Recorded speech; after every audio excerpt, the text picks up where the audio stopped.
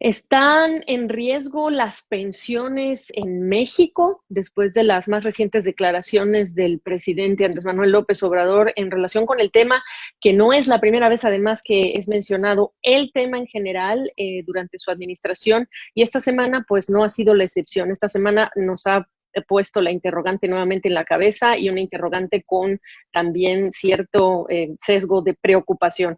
Así que el que sabe excelentemente bien de estos temas y a ese experto es el que vamos a consultar, pues es a Santiago Levy, hoy investigador en The Brookings Institution. Así que saludos hasta Washington. ¿Cómo estás? ¿Qué tal, Gabriela? Muy buenas tardes. Gracias por invitarme a tu programa.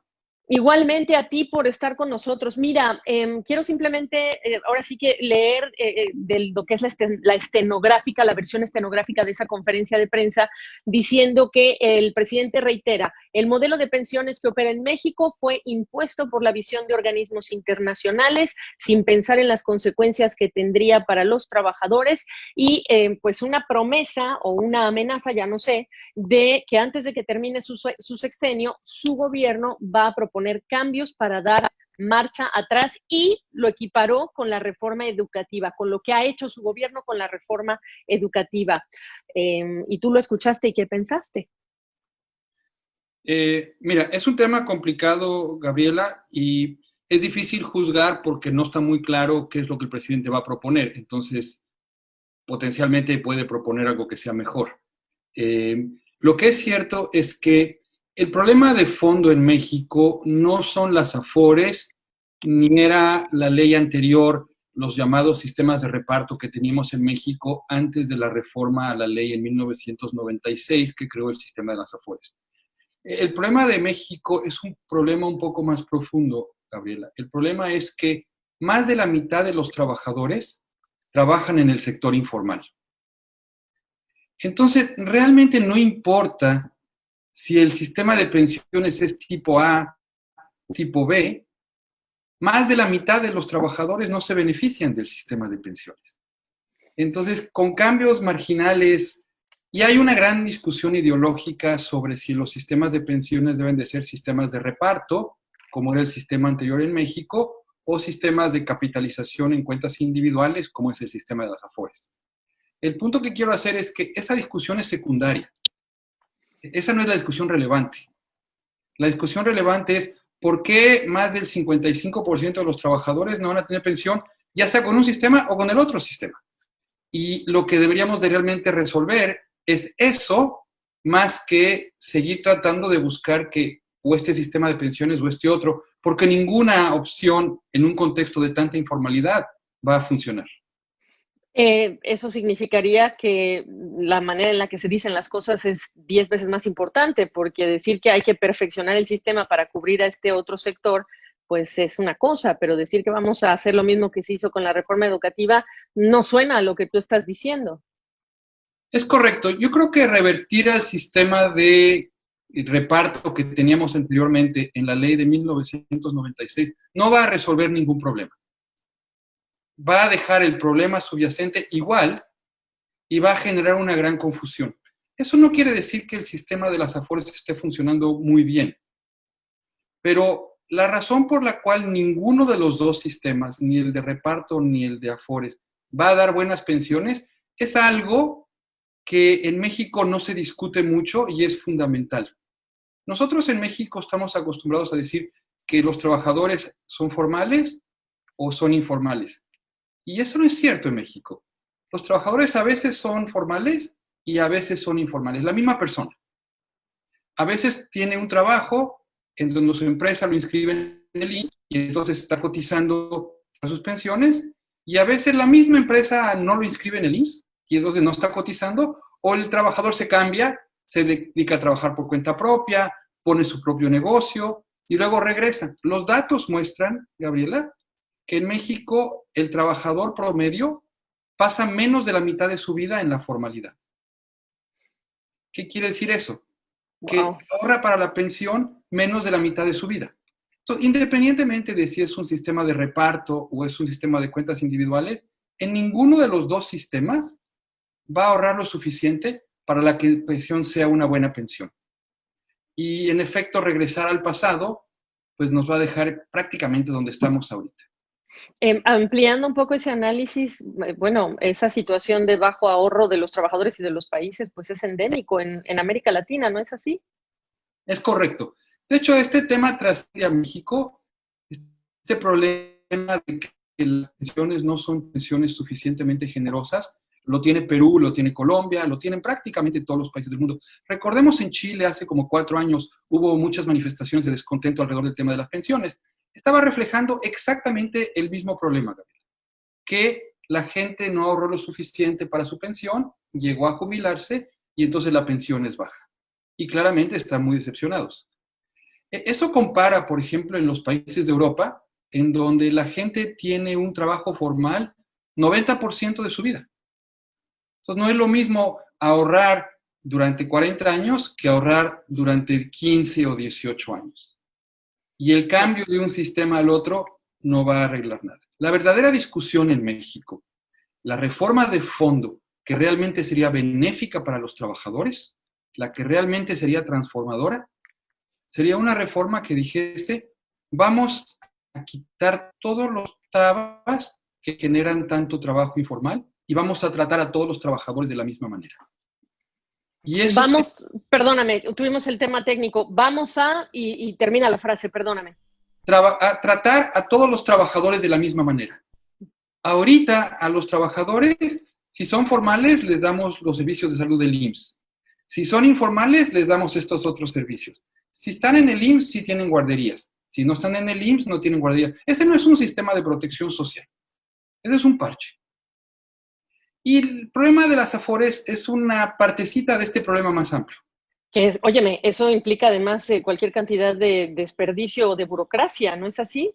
Es correcto, porque duplicamos o triplicamos las instituciones para dar servicios de salud, por ejemplo. En México damos servicios públicos de salud a través del ISSSTE, a través del IMSS, a través del ahora llamado INSABI, el Instituto de Salud para el Bienestar, que se creó con el presidente Obrador, pero que en realidad opera a través de 32 sistemas estatales de servicios de salud. Un reflejo de eso es que México es el país de la OECD que más le dedica gasto a la administración de la salud que a darle servicios a los ciudadanos. Y lo mismo nos pasa con las guarderías. Hay guarderías del IMSS, hay guarderías del ISSSTE, hay guarderías del DIF, hay guarderías de la Secretaría de Educación Pública, hay guarderías de los gobiernos estatales, una duplicación.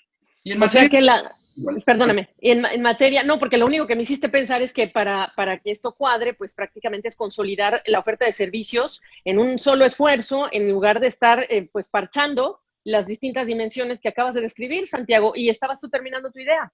Es correcto. Lo que habría que hacer es consolidar todo esto, Gabriela, en un sistema que le diese beneficios iguales a todos los trabajadores de México. Eso sería lo más justo y lo más equitativo. Y que permita que todos accedan a una pensión en las mismas condiciones.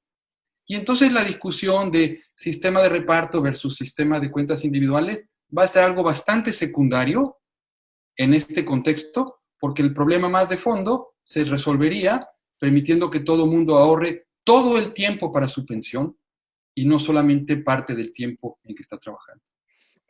Hay el sistema actual, el de las AFORES, los fondos de pensión privados para el retiro que escogemos y decidimos exactamente cuál queremos que nos dé el servicio. Bajo ese modelo, ¿es posible sumar a los que suelen estar dentro y fuera, dentro y fuera? ¿Es posible mantenerlos ahí, esos mecanismos creados, o dentro de esta misma arquitectura que ya está diseñada y operativa, se puede poner y agregar? Hay que hacer algunas reformas sustantivas. Un trabajador que está ahorita en el IMSS, el patrón le deduce de su sueldo el 6,5% de su salario y se lo deposita directamente en su Afore. Lo que no hay ahorita es un mecanismo para que cuando los trabajadores están en el sector informal, también les podamos deducir el 6,5% de su sueldo o de sus ingresos y lo pongamos en una Afore. Y esto requiere repensar la manera en que administramos el impuesto sobre la renta, la manera en que hacemos la fiscalización de las leyes y repensar por qué, insisto, más de la mitad de los trabajadores está fuera del alcance de todos estos instrumentos. ¿Algún país que lo haya logrado en la región hacer este combinación, este híbrido para lograr esta meta que tú estás diciendo? En América Latina todos están batallando con este problema. El problema de la informalidad es endémico en América Latina y se está batallando por todos lados. Y por eso los sistemas de pensiones, no importa cuál sea su Claro. denominación, están fallando prácticamente en toda la región. Algunos países están tratando de hacer reformas para mejorarlos. Chile ha impulsado unas reformas recientemente y está en un proceso de buscar que las trabajadoras domésticos, los trabajadores por cuenta propia y muchos trabajadores fuera del sistema se incorporen al sistema y lo está haciendo gradualmente. Estamos tarde porque hay mucha gente que ya está en diferentes puntos de su carrera laboral y empezaría apenas ahora. Y hay un problema de transición grave, pero ese problema de transición no se va a resolver regresando a lo que teníamos antes. Y Santiago, yo me refería también a fuera de nuestra región, en el mundo, sabiendo que la informalidad es un fenómeno, es un virus, un problemón que tienen otros continentes. ¿Tampoco hay algún sistema que nos permita voltear a ver como ejemplo de cómo se resuelven las cosas? Sí, hay países. Australia ha hecho un muy buen trabajo, Nueva Zelanda ha hecho un muy buen trabajo en diseñar sistemas de seguridad social de corte muchísimo más universal que los que tenemos en América Latina. La palabra que más describe los sistemas de seguridad social en América Latina, tanto en pensiones como en salud, es segmentados, truncados. En Australia y Nueva Zelanda han construido sistemas mucho más de corte universalista y en gran medida en Europa los sistemas son de un corte universalista, funcionan mucho mejor que en América Latina y por eso las pensiones son mejores. Eh, Eh, y, a veces, Adelante, perdóname. Uh-huh. y a veces lo que hacemos, desafortunadamente, Gabriela, es a través de estas parches que tú decías anteriormente y con toda razón, agravamos el problema en vez de resolverlo. Entonces, Y la encarecemos el costo, perdón que te agregue. totalmente, porque lo hacemos, duplicamos administración. La transformación de fondo, la transformación que daría equidad y la transformación que daría mayores oportunidades para los trabajadores sería la transformación de la seguridad social hacia un sistema universalista. Eso sí que cambiaría el perfil del país. Y las ironías de la vida, ¿no? Que en el continente donde la desigualdad ha sido muy difícil de reducirla y ahora con el COVID-19 y lo que nos va a dejar como desafío, pues este tipo de ideas no se ven tan inmediatas, tan lógicas, al menos por quienes toman las decisiones. Santiago Levi, déjame hacerte una pregunta y contéstame pues con toda la honestidad que puedas. Además de lo que escuchamos del presidente, horas después también salió Ricardo Monreal, quien es el coordinador de la bancada en el Senado de Morena, el partido que llegó con Andrés Manuel López Obrador a ambas cámaras y, bueno, pues a tener la mayoría cuando fue electo López Obrador. Monreal decía horas después que, bueno, que lo había escuchado al presidente y efectivamente, otra vez citándolo, después de que pase la pandemia, va a revisar el tema de las pensiones porque no se ha beneficiado a los trabajadores de México, algo completamente cierto, que no se ha beneficiado. Tú nos estás diciendo lo opuesto, nos estás diciendo no es perfecto, hay que mejorarlo, pero hay una gran parte de la población que no está cubierta y eso sí es un problema. Mi pregunta para cerrar, entonces, Santiago, para cómo ves las cosas, ¿es la 4T la oportunidad que el presidente tiene en su visión para hacer lo que tú estás diciendo o estamos hablando de, ¿tienes confianza en, digamos, los equipos técnicos que componen la administración de López Obrador para hacer este trabajo que articularlo se antoja complejo? Hay complejidades técnicas que no debemos de minimizar, pero ese no es el problema fundamental. El problema fundamental es un problema de voluntad política y de visión política. Es un problema de trascender la manera en que hemos visto las cosas en México, en esta administración y en las pasadas administraciones. Este es un problema que venimos arrastrando hace 20 años y que sigue presente hoy en día. Si hubiese un acuerdo nacional alrededor de un verdadero sistema de seguridad social universal, el presidente López Obrador tendría el apoyo de toda la sociedad, porque eso sí sería una transformación a favor de la equidad y eso sí resolvería los problemas de fondo. Pues ojalá que sí sea, porque al final del día la carga y la consecuencia social incluso es para toda la población en el país de que se trate. En este caso hablamos de México. Ojalá que no te equivoques, ojalá que sí existe esa voluntad y gracias por explicarnos esto que es un tema muy complejo, pero que ha sido mencionado y ahora con preocupación porque el presidente no se quiere endeudar en relación con la pandemia y al mismo tiempo hemos oído que toca dinero de fideicomisos y no sabemos cuánto debemos interpretar estas declaraciones en relación con esa otra cantidad de conductas que ya son un patrón del gobierno mexicano. Entenderás nuestra preocupación. Sí, y un punto importante aquí, Gabriela. Los recursos que están en las AFORES no son del gobierno. Por ley, esos recursos pertenecen al trabajador. Entonces, no se pueden disponer de ellos en el contexto de los problemas macroeconómicos que estamos enfrentando ahorita.